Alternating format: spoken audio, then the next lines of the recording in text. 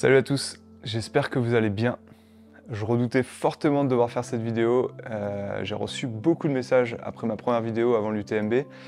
Et forcément, aujourd'hui, je me sens un petit peu bête puisque, comme vous le savez sans doute, j'ai été contraint à l'abandon sur cette UTMB 2024. Aujourd'hui, malgré la déception, je voulais vous raconter un peu ce qui s'est passé, même si pour l'instant, j'ai pas encore fait le deuil de cet échec et j'ai pas forcément tiré toutes les conclusions.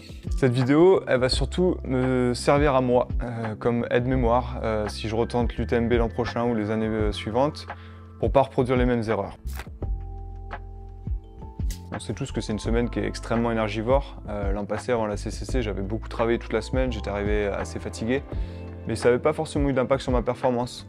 Je vais peut-être en parler un peu après, mais pour moi, la CCC et l'UTMB, ce sont deux courses incomparables.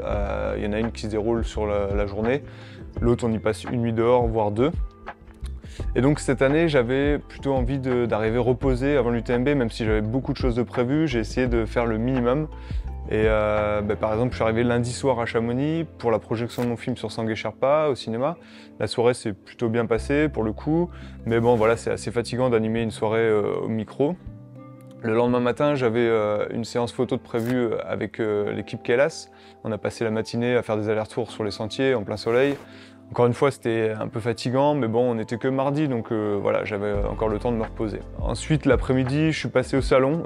C'est la seule fois que j'ai passé du temps au salon. C'était pour une activation Kelas. Je suis resté 1 heure, car en fait, je sentais que si je restais trop longtemps, j'allais encore taper dans mon crédit fatigue. En plus, il faisait vraiment chaud, et puis voilà, sur le salon, il y a vraiment beaucoup de monde. Le mercredi, j'ai fait un petit run d'1 heure le matin, le seul run de la semaine, et puis après je suis parti chercher mon dossard. Ensuite j'avais une petite interview pour un podcast qui s'appelle One More K Podcast de mon pote Marcus. Et puis après j'ai resté toute l'après-midi à me reposer au chalet. Le soir on avait une soirée organisée avec Kelas, j'y ai passé qu'1 heure parce que voilà, je voulais pas trop traîner, pas trop discuter parce que c'est assez fatigant. Et puis après on a fait le choix de rentrer à Annecy, surtout pour passer 2 nuits au calme et puis loin de l'agitation de Chamonix. Ça nous a rajouté 2 fois 1h30 de route, mais bon voilà, je préférais déconnecter et puis dormir dans mon lit. On est revenu à Chamonix donc le vendredi midi. Puis l'après-midi, j'ai essayé de fermer les yeux, mais bon voilà, comme chaque fois avant les courses, c'est super difficile. Bon voilà, j'ai commencé à me préparer mes affaires, j'ai essayé de me reposer au maximum. Même si bon voilà, il y a toujours l'excitation de la course, je pense que je suis arrivé sur la ligne de départ assez reposé. Évidemment, avec le recul, je pense que j'aurais pu faire plus, j'aurais pu me reposer plus, j'aurais pu refuser des sollicitations.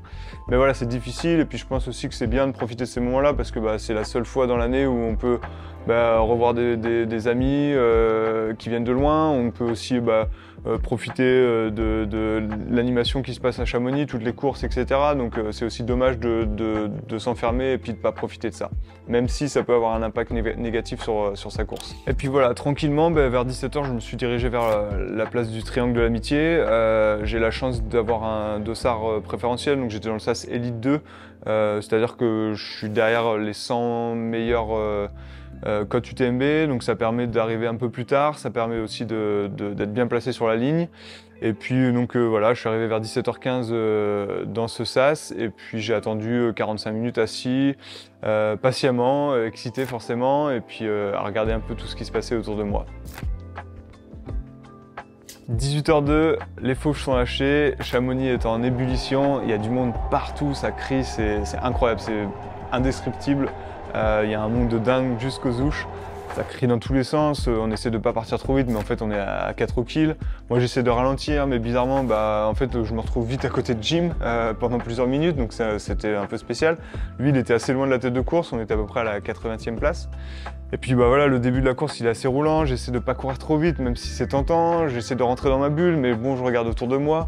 Je pense que j'ai pas envie d'être trop loin de la tête de course, mais je sais qu'il faut ralentir, je sais que c'est nul, mais voilà, j'ai pas envie de trop lâcher. Et puis des ouches à Saint-Gervais, je suis dans le top 10 des femmes à peu près. Je suis avec Lucille Bartholoméou, je suis avec Martina Valmassoy, je suis avec Ruth Croft qui va finir 2e. Donc je me dis que là c'est à peu près ma place et donc j'essaie de rester dans ce groupe-là. Le passage à Saint-Gervais, c'est incroyable, c'est dingue. On a l'impression de rentrer dans un stade. À 2 ou 3 km, on entend déjà le bruit. Enfin là, c'est vraiment étrange comme sensation. Je passe en 2h03, donc 21 km, c'est plutôt bien, c'était mes temps estimés. À la sortie, je vois Courtenay dans son déguisement, puis après, bon voilà, le soleil commence tranquillement à tomber, il y a de moins en moins de monde sur la route. J'arrive au Contamine en 3h06, c'était parfaitement voilà, cadré, j'étais vraiment dans les temps, donc là pour l'instant je suis content, tout va bien. On a eu un peu chaud, moi je me sens plutôt bien, mais voilà, j'ai pas des sensations de fou, mais ça va, je me dis que ça va passer, je retrouve mon assistant, je mange un peu, je reste 5 minutes au ravito et puis je repars. Ensuite vient le fameux passage de Notre-Dame de la Gorge, je passe en 128e position il me semble, je suis tout seul dans le passage, je vois que les gens commencent à descendre, mais il reste encore vraiment beaucoup de monde, tout le monde crie mon nom dans tous les sens, c'est un peu fou, ils m'ont retourné les oreilles et j'ai toujours en fait cette pensée un peu bizarre que je suis en retard, j'ai l'impression que je suis pas à ma place et c'est vrai que c'est un peu étrange comme sensation car en fait on est qu'au début de course et je pense déjà au classement alors que je sais que y a rien de fait, que la nuit va être super longue, mais voilà, j'essaie de m'en empêcher mais en fait j'y arrive pas trop et donc c'est un peu bizarre. Ensuite, on monte le col du Bonhomme, là il n'y a plus personne, donc voilà, le contraste est un peu saisissant, on rentre dans la nuit. Et puis là, je sens que j'ai pas des très bonnes sensations. D'habitude, ma force c'est de les monter. Et là, en fait, je sais pas, j'ai pas de puissance dans les jambes, c'est un peu bizarre, mais bon, j'arrive quand même à avancer parce qu'on est qu'au début de la course. Mais voilà, je respire fort, c'est un peu bizarre.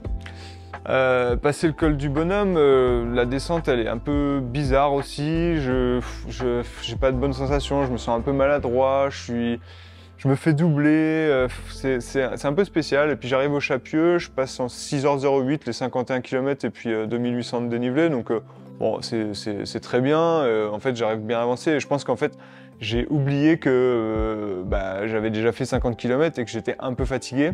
Et donc en fait ça fait plus de 8 mois que j'ai pas fait d'ultra, donc je pense que j'avais un peu oublié ces sensations-là, j'avais oublié d'être patient, j'avais oublié que c'était long. Et donc voilà, je pense que ça m'a un peu plombé le moral. Ensuite, j'ai monté le col de la Seine plutôt bien. La première partie, elle est assez roulante, donc j'ai réussi à trottiner, j'ai même doublé quelques personnes. Et puis là, encore une fois, dès qu'on est passé à la marche bâton, j'étais cloué au sol. Je me suis fait redoubler par les personnes que j'avais doublées. Et puis voilà, pas des bonnes sensations, pas d'énergie, donc c'était un peu déprimant. Ensuite, on est arrivé aux Pyramides calcaires, donc c'est une partie que j'appréhendais un peu parce que tout le monde en parle, tout le monde dit que c'est la partie la plus technique, c'est la nuit, et puis moi en fait c'est la seule partie du parcours que j'avais jamais faite. Et finalement elle est passée assez vite, j'ai dépassé Anne-Lise Brousset dans la montée, elle était en perdition totale, ça m'a fait un peu de peine. Mais voilà, c'était la première personne que je doublais qui était plus dans le mal que moi, et en fait d'une certaine manière ça m'a un peu reboosté de voir que j'étais pas le seul à être en galère et qu'on avait déjà fait un petit bout de chemin. Ensuite, dans la descente, je me suis tordu la cheville, sans gravité, mais ça m'a aussi donné une petite piqûre de rappel pour me dire qu'il fallait que je sois vigilant et que la route était encore longue. J'arrive au lac Combal, là je sais déjà que je suis pas dans un grand jour, les sensations ne viennent pas, j'ai du mal à manger, je suis fatigué, ça revient pas et je perds un peu patience. Sortie du ravito, je vomis tout ce que j'ai mangé, donc là c'est super. Niveau calories, j'ai rien assimilé. Et puis il me tarde d'arriver à Courmayeur pour retrouver mon assistance. Je commence un peu à avoir mal au genou, donc c'est un peu bizarre parce que c'est une douleur que je connais, mais bon, je sais qu'elle va... Enfin, ça m'inquiète pas trop parce que je sais qu'elle va passer. Mais voilà, je me dis c'est bizarre, déjà là j'ai un peu mal au genou. Dans la descente de Courmayeur, c'est la galère, hein. Cette descente elle est assez technique, elle est très raide, il y a plein de petits virages. Et là, j'avance pas du tout, j'ai l'impression d'être empoté, je me fais doubler par 2 ou 3 personnes. Enfin voilà, il est vraiment temps d'arriver à Courmayeur. Finalement, j'arrive à Courmayeur avec 1 heure de retard sur mes prévisions, j'arrive en 11h22. C'est pas dramatique parce que je savais que mes prévisions étaient assez optimistes, c'était assez rapide, donc je me suis dit que voilà, si vu ma forme, c'était pas trop mal. Arrivé en 11h22, je reste 19 minutes à Courmayeur, donc c'est un peu plus long que ce que j'avais espéré. Mais bon voilà, ça me fait du bien. Je retrouve mon frère, je retrouve ma femme pour le ravito. Ça me remonte un peu le moral. J'ai retrouvé aussi mon pote Camille qui lui avait dit DNF l'année passée, donc on s'est dit que ce serait bien qu'on reparte ensemble pour faire la montée de Berton. Et puis on monte ensemble, la montée se passe super bien, je suis dans sa roue, on monte à 1000 m/h, donc bon, c'est plutôt cool après 80 km. Puis je me dis que bah, voilà, le fait de monter assez longtemps, peut-être que mon genou va me laisser tranquille, ça va faire du bien d'alterner marche-bâton et puis d'arriver sur les balcons, peut-être que je vais pouvoir relancer. Malheureusement, en fait, quand je suis arrivé à Berton, j'ai dit à Camille qu'il fallait que je fasse une pause de 3 minutes. Je lui ai dit vas-y pars, je te rejoins après. Et puis j'avais besoin de m'asseoir, j'avais besoin de manger un petit peu. Et en fait, au moment où j'ai commencé à arriver sur la partie plate, sur les balcons, là où c'est magnifique, en plus c'était le lever de soleil, enfin c'était vraiment splendide.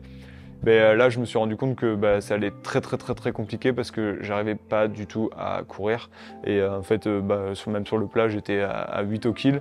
Et puis la douleur au genou s'intensifiait, ça passait pas. Et forcément, là, j'ai eu un gros coup au moral. Du coup, là, les pensées négatives arrivent. Je me dis que ça va jamais revenir. Heureusement, j'ai un pote là qui m'a retrouvé, Pierre, qui va courir le Thor ce week-end. Ça m'a changé un peu les idées. On a couru 1 ou 2 kilomètres ensemble.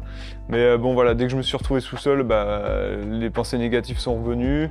J'avais vraiment mal au genou. Je me suis fait doubler plein de fois et c'était vraiment déprimant, de se faire doubler sur la partie plate. Voilà, j'ai commencé pour la première fois à penser à l'abandon. Je suis sorti un peu de ma course. Puis je me suis dit que voilà, j'allais m'arrêter à Arnouva parce que je me sentais pas de faire le grand col ferré. J'arrive à Arnouva, pas de réseau. Je suis resté au ravito pendant 30 minutes, j'ai essayé de manger. J'ai discuté avec un kiné sur place, il m'a dit qu'il y avait un bus qui partait à Courmayeur. Mais bon, voilà, mon assistance, elle était déjà à Champé, en Suisse. Donc je me suis dit, est-ce que ça vaut le coup de pousser un peu, passer le grand col ferré et puis de les retrouver à la Foulie. Au moins, je serai avec eux, j'aurai pas à attendre les bus, etc. Mais en tout cas, voilà, ma décision, elle était prise. Et en fait, dès que je suis parti d'Arnouva, j'ai essayé de trottiner, j'ai eu super mal au genou. Pour moi, monter le grand col ferré, c'était aussi me donner une sorte de punition pour me dire que l'abandon, c'est pas si facile qu'on le pense. C'est pas parce qu'on veut arrêter qu'on doit s'arrêter maintenant.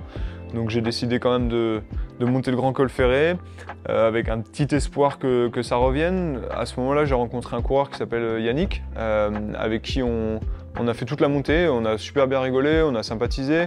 Ça m'a fait aussi changer les idées et puis je me suis dit que pourquoi pas, ça allait revenir. Et puis on est bien monté en plus, donc c'est ça qui était frustrant, c'est que finalement j'ai retrouvé un peu de force en montée. Par contre, dès qu'on est arrivé au sommet, lui m'a dit allez, viens avec moi, on fait la descente ensemble. Et en fait, je l'ai laissé partir parce que j'arrivais pas du tout à avancer. J'ai commencé à avoir mal au deuxième genou, donc là ça m'a complètement achevé. J'arrivais à peine à trottiner, donc en fait c'est limite j'allais plus vite en montée qu'en descente. Je comprenais pas trop ce qui m'arrivait parce que cette douleur là au genou, c'est plutôt une douleur qui intervient quand je manque de volume, donc c'est plutôt les articulations qui prennent parce que j'ai pas assez de muscles pour accepter la charge du dénivelé et puis de la distance.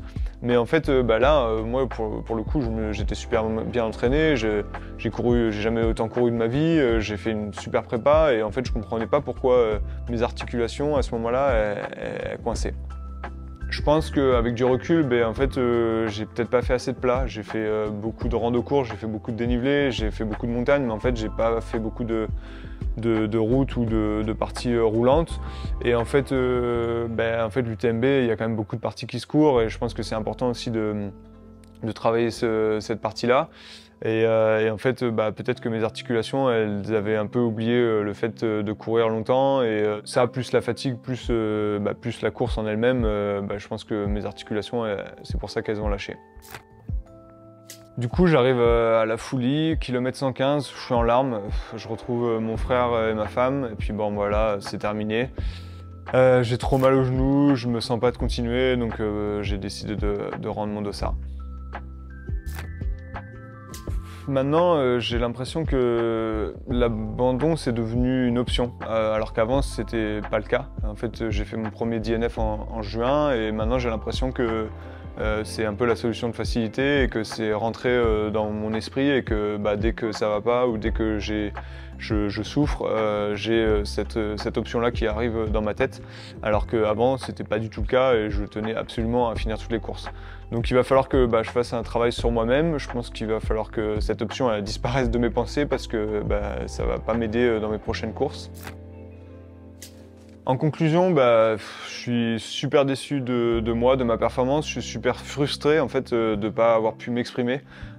J'ai toujours subi la course. À aucun moment je me suis senti en aise, même si avec du recul, je pense que au début de la course j'étais bien, mais je m'en rendais pas trop compte. En fait, vu que j'ai été vite traversé par des pensées parasites, ça a voilé un peu mes sensations.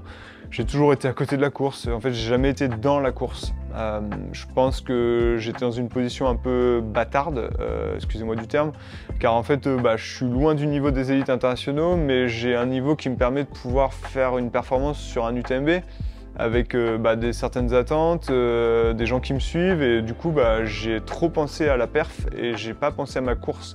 J'avais oublié qu'il fallait courir 170 km et que c'est extrêmement long et que en fait j'ai aucune expérience sur ce format-là, j'en ai fait qu'un seul. Et au fond de moi, j'espérais passer entre les mailles du filet, que la course allait bien se passer.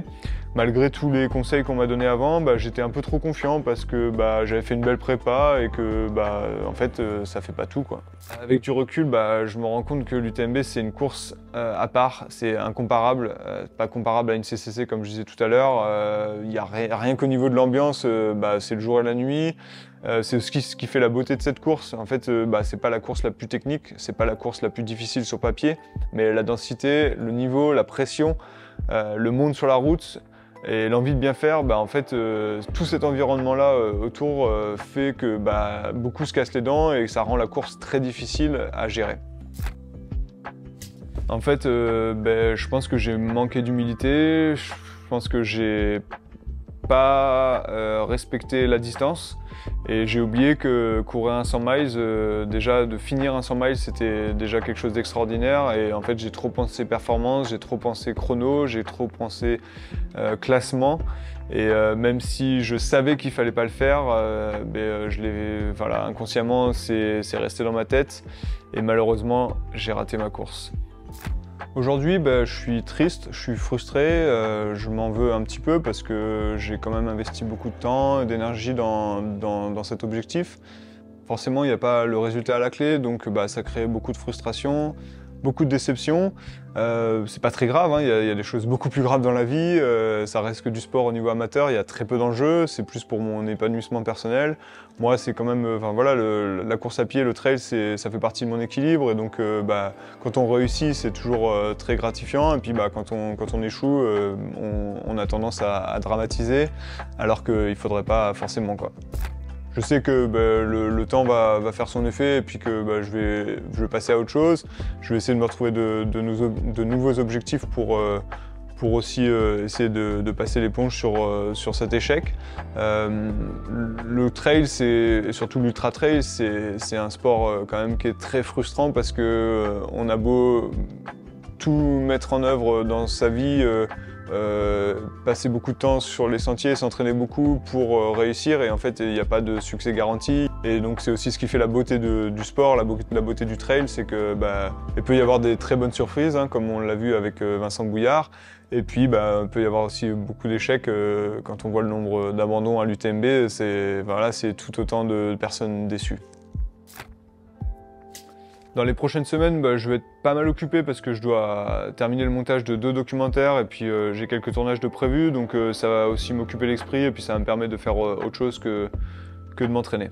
La suite de ma saison, je pense que pour l'instant j'ai besoin de faire un break, j'ai besoin de réfléchir à ce qui s'est passé.